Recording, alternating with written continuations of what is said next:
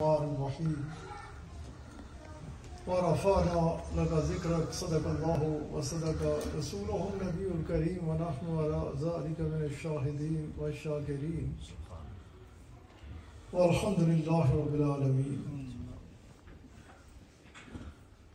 تمام تعریف اللہ وحدہ لا شریک کے لیے، اسی کی خاطر اسی کو سجدتی ہے، اسی کے لیے لائق ہے کہ جس کے سوا کوئی عبادت کے لائق نہیں۔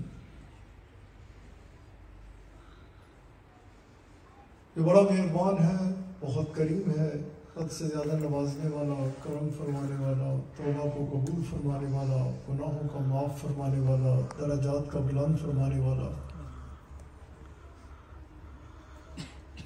بے پناہ بلند والا، شانوں والا بادشاہ کہ جس کے فضل و کرم کی نہ تو کوئی انتہا تھی، نہ ہے اور نہ ہو سکتی ہے، جس کا فضل اس کے غضب کے اوپر حاوی ہے، جس کے کرم کے ساتھ سارے معاملات مشروط ہے کہ جسے وہ دینا چاہے کوئی روک نہیں سکتا، اور جسے وہ روک دے کوئی دے نہیں سکتا۔ اور بے پناہ درود و سلام ہمارے آقا مولا، ہماری جانوں کے بادشاہ، حاضر و ناظر، مختار کل، اللہ کریم کے حبیب صلی اللہ علیہ وآلہ وسلم کی ذات اعلیٰ کے اوپر کہ جن کے مقام کو، جن کی شان کو، جن کی حقیقت کو آپ کے رب کے علاوہ کوئی اور جانتا نہیں،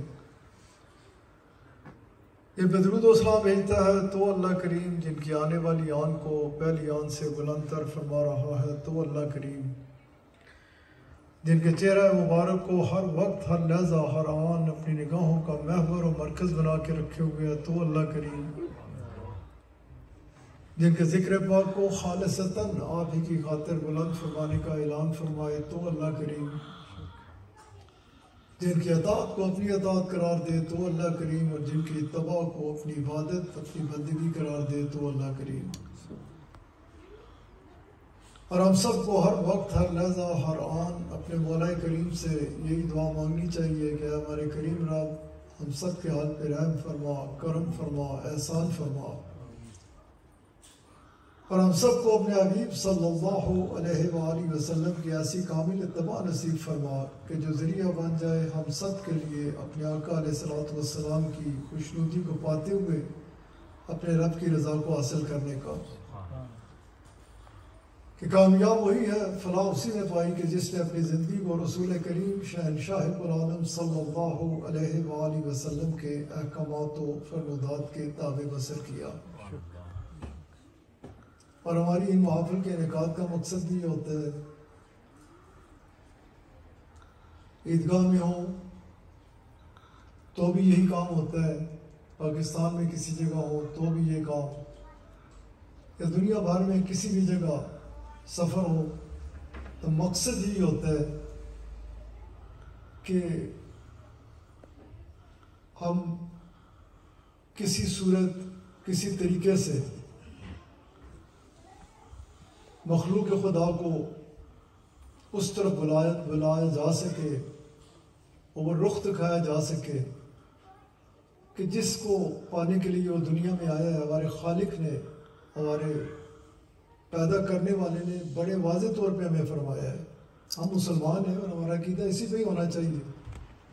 شیطان گمراہ کرتا ہے، مختلف رسول اللہ صلی اللہ علیہ وآلہ وسلم، آپ علیہ السلام رونق افروز ہیں، آپ نے اپنے عصا مبارک سے ایک لائن اپنے تک کھینچی، اور آپ نے علیہ السلام نے فرمایا، جیسے ابھی راہ بیٹا صراط مستقیم کے بارے میں فرما رہے تھے، آپ علیہ السلام نے فرمایا ھذا صراط مستقیم، یہ سیدھا راستہ ہے، واحد ایک راستہ ہے جو راہ ہدایت کا، جو صراط مستقیم ہے۔ اس کے علاوہ آپ نے کہا بے شمار راستے ہیں، لیکن سب گمراہی کے راستے ہیں۔ سب پہ جانے کے بعد بندہ غفلت کا شکار ہوتا ہے، اللہ سے دور ہوتا ہے، اپنی پیدائش کے مقصد کو بھول جاتا ہے۔ ہم سب کی پیدائش کا مقصد ہمارے رب کے فرمان کے عین مطابق ایک ہے کہ ہم ادھر ایسی پاکیزہ زندگی گزاریں، اس کی ایسی خالص عبادت کریں کہ جیسے ابھی شعیب بیٹا کہہ رہے تھے کہ ہم روز جاتے ہیں چھوڑ کے آتے ہیں. اور رسول اللہ صلی اللہ علیہ وآلہ وسلم آپ علیہ السلام کا فرمان مبارک صحابہ کرام رضوان اللہ تعالی علیہم اجمعین کو آپ اکثر فرمایا کرتے کہ جنازوں کے ساتھ جایا کرو. مقصد کیا کہ جب ہم جنازے کے ساتھ جاتے ہیں تو کسی ایک کو تو چھوڑ کے آ جاتے ہیں, اس کے بعد ہماری باری ہوتی ہے, ٹرن بائی ٹرن سب نے چلے جانا ہے. مقصد حیات کو سمجھ کے رکھیں کہ زندگی اتباع رسول مقبول صلی اللہ علیہ وآلہ وسلم میں اللہ اور اس کے حبیب علیہ السلام کی اطاعت میں اس انداز سے گزاری جائے کہ جب بندہ ادھر سے جائے تو کامیابی. آپ سب الحمدللہ یونیورسٹیز میں جاتے ہیں, کالجز میں جاتے ہیں, ہر ایک کو ایگزام پاس کرنے کی ہوتی ہے. کوئی سول سروس میں چلا جاتا ہے, اسے بھی آگے بڑھنے کی ہوتی ہے کہ میں اگلا ایگزام پاس کر لوں, آرمی میں ہو تو اسٹاف کورس کر لوں, آگے نکل جاؤں. ایگزامز ایگزامز اور ایگزام, اور دنیا تو ہے ہی ایک ایگزامینیشن ہال. ہم اس ایگزام کی طرف تو ضرور توجہ رکھتے ہیں, اس امتحان کی طرف تو ضرور خیال رہتا ہے کہ جس کا ہمیں پتہ ہی نہیں کہ ٹائم ول کم یا نہیں, اس سے پہلے ہم دنیا سے چلے جائیں. کسی کو ایک پل کا بھروسہ نہیں ہے. جیسے کسی کہنے والے نے بڑا خوب کہا ہے کہ آگاہ اپنی موت سے کوئی بشر نہیں, سامان 100 برس کا پل کی خبر نہیں. کسی کو ایک سیکنڈ کا پتہ نہیں کہ اگلے آنے والے لمحے میں اس کا نام زندوں میں ہوگا یا مردوں میں ہوگا. توجہ اس طرف رکھنی چاہیے, دھیان اس طرف رکھنا چاہیے کہ ہم اپنے مقصد حیات کو ہمیشہ سامنے رکھیں کہ ادھر سے جانا ہے, اور اس کے لیے جتنی تک وہ دود کی جائے جس قدر ممکن ہو سکے. جیسے میں نے پہلے کہا, کسی ایک ایگزام کے بعد کوئی بندہ کوئی سیٹسفائی ہو جاتا ہے نہیں, اس سے آگے کی بات ہوتی ہے کہ پھول کے بعد 2 پھول لگ جائیں, اتنی سی چیئر کے بعد اتنی چیئر پہ چلا جاؤں, 2 کاغذوں کے بعد 4 کاغذ مل جائیں. ہرس بڑھتی رہتی ہے نا, کبھی ختم نہیں ہوتی, اور یہ بڑھے گی کیونکہ اس سفر میں ہے ہی فرسٹریشن کے بعد نہیں حاصل کر سکتا تو ڈپریشن. اور ایک وہ سفر ہے جو ہمارے خالق نے ہمیں بتایا نا کہ اگر تم واقعی چاہتے ہو کہ کامیاب ہو جاؤ تو میرے حبیب علیہ السلام کی اتباع میں ہے, میری اور میرے حبیب علیہ السلام کی اطاعت میں ہے. اس سفر میں تم جتنا آگے بڑھو گے تمہیں سکون ملے گا, فرسٹریشن سے, ڈپریشن سے, ہر چیز سے نکل جاؤ گے. جتنا آگے چلتے جاؤ گے اتنا تمہیں سکون ملے گا, اطمینان ملے گا. اطمینان اور سکون اگر ہے تو صرف میرے راستے میں ہے, میری یاد میں ہے, میرے دیے ہوئے میرے اپنے پیارے حبیب علیہ السلام کے ذریعے سے اس ضابطہ حیات میں ہے کہ اگر تم اسے اپنا لو گے تو پھر تمہارے لیے سکون ہی سکون ہے, اطمینان ہی اطمینان ہے. کیونکہ کسی بھی جگہ, میں تو ایک ایسی جگہ میں بیٹھا ہوا ہوں اور یہ مجھے پتا ہے کہ میں کیسے نکلتا ہوں. مجھے پتا ہے سب بڑے مصروف ہیں, جس کی دیکھو مصروفیت ہے, اور سمجھتا ہے کہ اگر میں نہ ہوا تو پتہ نہیں نظام چلے گا یا نہیں. میں ابھی راہ بیٹے سے ادھر اس کے گھر بیٹھے ہوئے قاسم صاحب بات کر رہے تھے کہ میں اپنی اولاد سے اکثر کہا کرتا ہوں, الحمدللہ جو ملینز کی تعداد میں, اور عیدگاہ میں تو میں براؤنڈے میں تقریباً یہ روز بات کرتا ہوں اگر بتاؤں کہ آپ لوگ خوش نصیب ہو, آپ کے اوپر اللہ کا کرم ہے. ہمیشہ شکر ادا کیا کرو کہ ایسے ماحول میں ہو کہ جدھر بیٹھنے کے بعد اس کا دم اترتا ہے, جدھر بیٹھنے کے بعد موت یاد رہتی ہے, جدھر بیٹھنے کے بعد مقصد حیات سامنے رہتا ہے. میں انہیں کہتا ہوں کبھی یہ نہ سمجھنا تم نے کچھ کیا, ہمیشہ اس کا شکر ادا کرنا کہ اس نے تمہیں چنا ہے ادھر لانے کے لیے.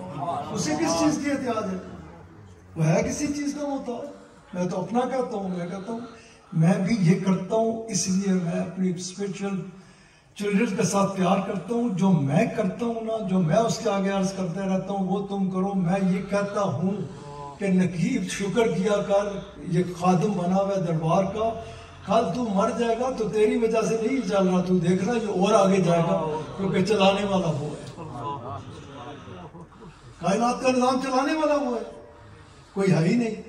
ہم یہ ہیلے بانے کرتے ہیں. رسول اللہ صلی اللہ علیہ وسلم آپ علیہ السلام ایک دن ہونے تو فروغ ہے.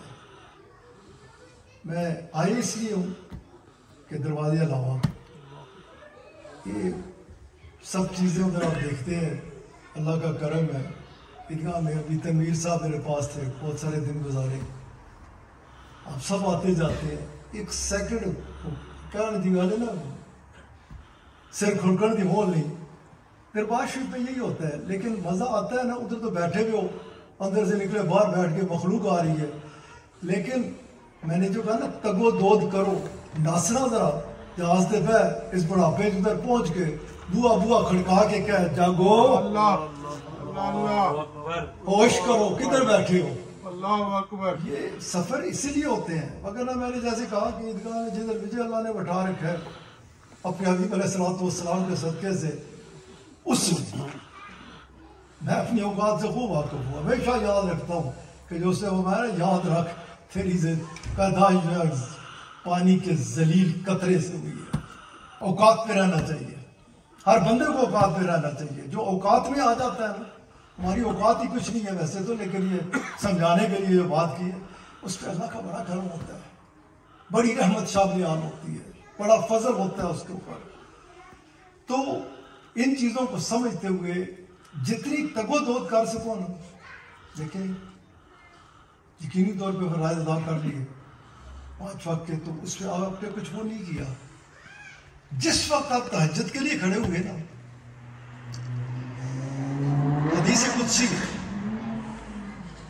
رسول اللہ صلی اللہ علیہ وآلہ وسلم آپ فرماتے ہیں کہ میرا بندہ فرائض کے ذریعے سے نہیں, ایسی بڑی منڈی چک کے کہہ دیا وہ تو فرض ہے, جیسے راجہ صاحب فرما رہے تھے, فرائض کے ذریعے سے نہیں, نوافل کے ذریعے سے.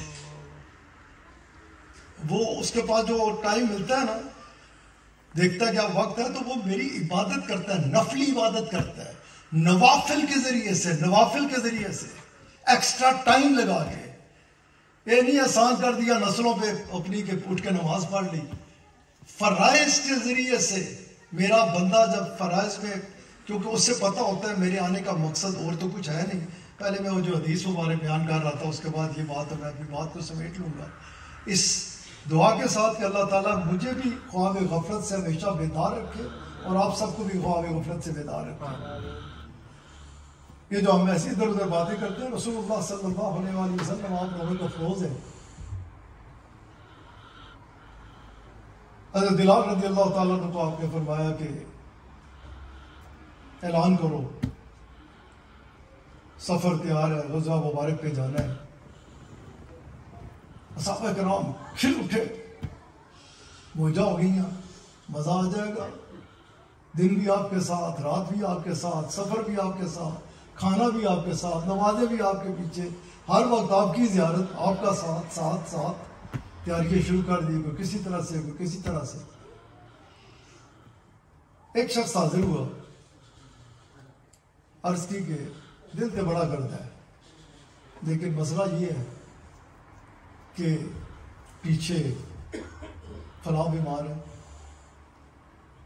میرے اپنے ساتھ یہ مسئلہ ہے, کھجوروں کی پکی ہوئی ہیں, کوئی اتارنے والا نہیں ہے, دکان میرے علاوہ کوئی کھولنے والا نہیں. غرض کے مختلف اپنی کہ دل بڑا کرتا ہے, لیکن یہ مسائل ہیں, اس کی وجہ سے میں نہیں جا سکتا. رسول اللہ صلی اللہ علیہ وسلم کریم تھے, کریم ہیں, کریم ہی رہیں گے, تبھی تو سارا مسئلہ بھی چل رہے ہیں. اگر کسی کو جرت ہوتی اس طرح سے باتیں کرنے کی تو آپ کا کرم ہے. پیر بھی بچے ہیں, مولوی بھی بچے ہیں, عوام بھی, تو خواص بھی. آپ صلی اللہ علیہ وآلہ وسلم آپ کریم ہیں, آپ فرمائیں ٹھیک ہے جاؤ جاؤ جاؤ جاؤ جاؤ. ہاں ایسے بھی آتے تھے, عرض کرتے تھے تیار ہو کے آئے ہو جناب.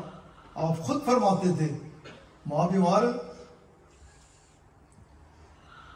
یا رسول اللہ صلی اللہ علیہ وسلم میرا بابا ماں پہ قربان ہے, آپ ماں جا اس کی خدمت کر, تو میرے ساتھ ہی ہوگا. پیش تو کرنا ہے نا بھائی, نیت تو ٹھیک کرنی ہے نا. آپ علیہ السلام خود, آپ تو ہے ہی مبشر ہے, رائت دینے والے ہیں, کرم فرمانے والے ہیں, لیکن تو میں کیا ہے, ہمیں کیسے رہنا چاہیے.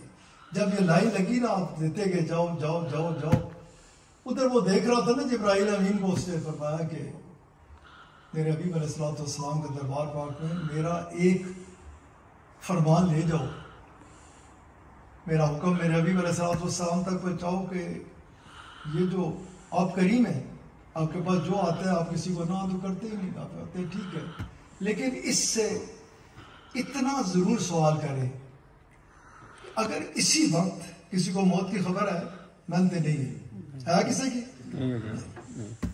اگر میں اسی وقت اس کی روح قبض کر لوں، یہ ادھر سے باہر جا ہی نہ سکے، تو کون فصل اتارے گا، کون دیکھ بھال کرے گا، کون دکان کھولے گا، کون بکریاں سنبھالے گا؟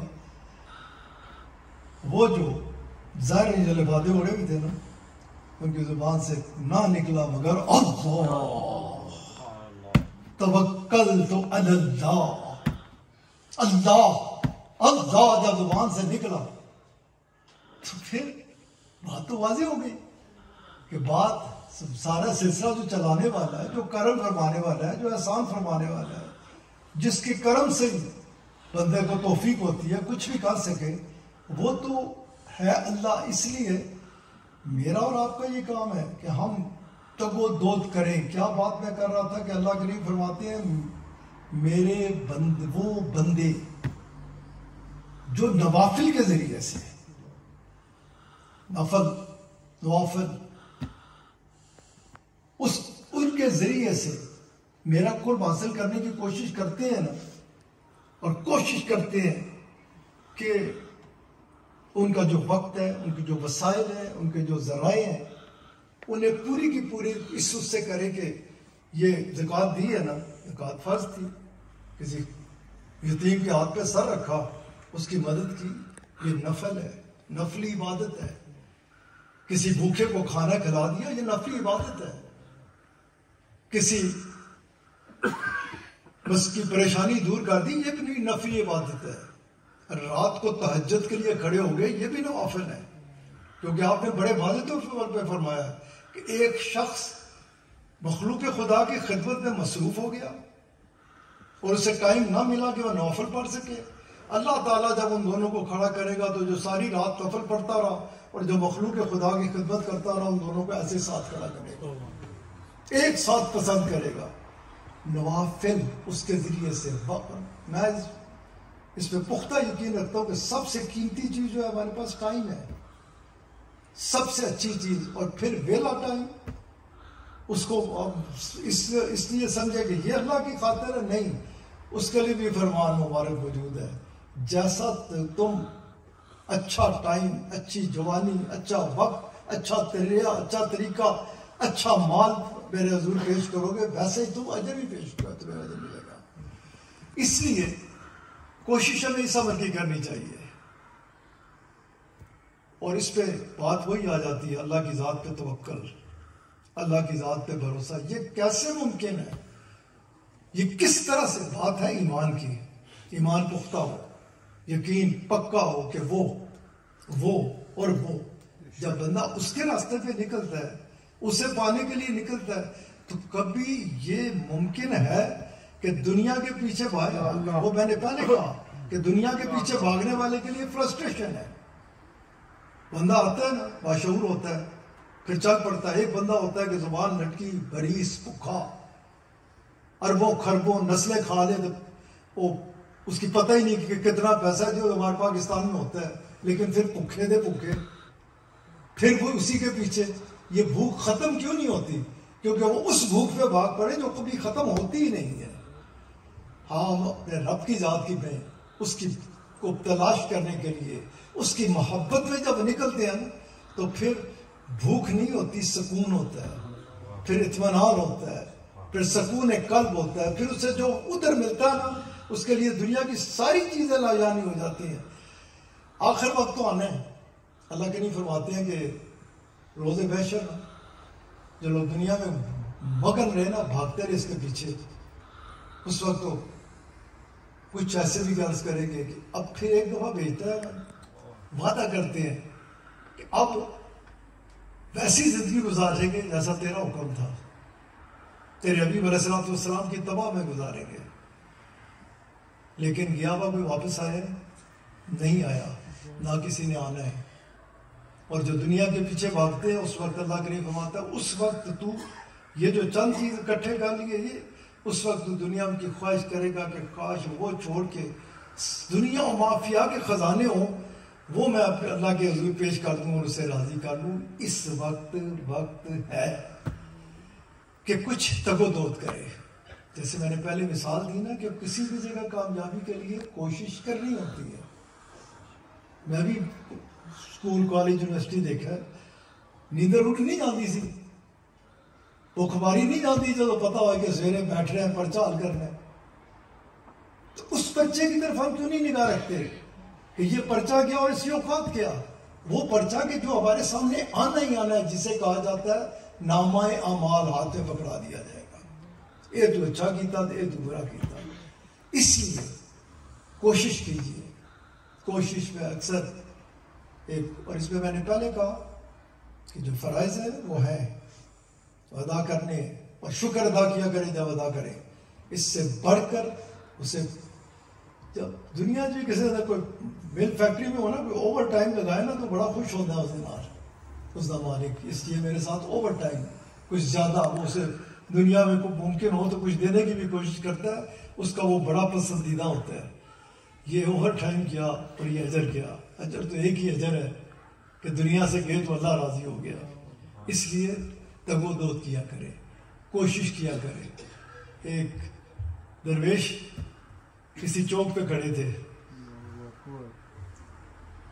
اور آوازیں دے رہے تھے آؤ میں اللہ سے دوستی کرا دوں، وہ بڑا مہربان ہے معاف کر دے گا، آ جاؤ آؤ میرے پاس آؤ، میں وعدہ کرتا ہوں اس کو وہ تمہارے گناہ معاف کر دے گا، تمہارے ساتھ دوستی کر لے گا، وہ تمہارا دوست بن جائے گا.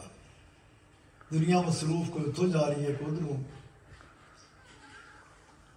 ایک شخص دیکھتا رہا بڑی دیر، رک گیا تھا وہ یہ درویش بات کیا کر رہا ہے، کوئی سن تو رہا نہیں. اس نے آدمی سے پوچھا کیا بات ہے آپ اتنا جی یہ اچھے لگتے ہیں اور مجھے اپنے رب سے پیار ہے، میری کوشش یہ ہے کہ سب کا تعلق اس سے جڑ جائے، میں اس لیے لگا ہوا ہوں. اس نے کہا کیا معاملہ کیا؟ کہا کہ آپ ختم کیوں نہیں کرتے اتنی دیر میں؟ وہ کہہ رہے میں کیسے ختم کروں، وہ منتظر ہے، وہ منتظر ہے، وہ انتظار کر رہا ہے کہ کوئی توبہ کر لے، کوئی میرے راستے پہ چل پڑے.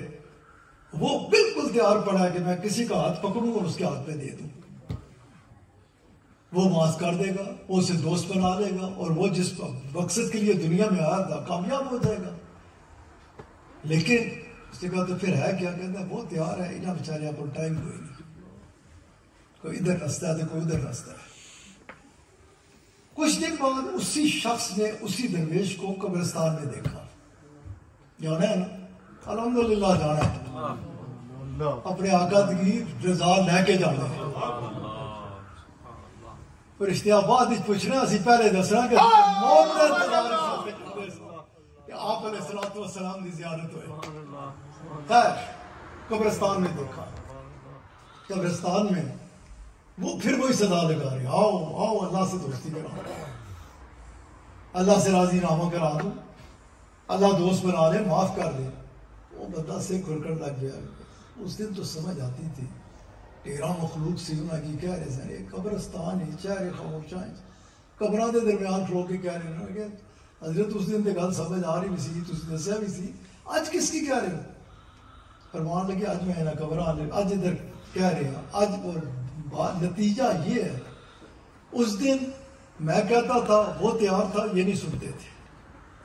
آج میں کہتا ہوں یہ تیار ہے، خدا کے لیے کوئی طریقہ ہو جائے، اس عذاب سے بچ جائے، وہ راضی ہو جائے، لیکن اب وہ تیار نہیں ہے. اللہ ہو اللہ ہو اللہ ہو اللہ ہو اللہ ہو اللہ ہو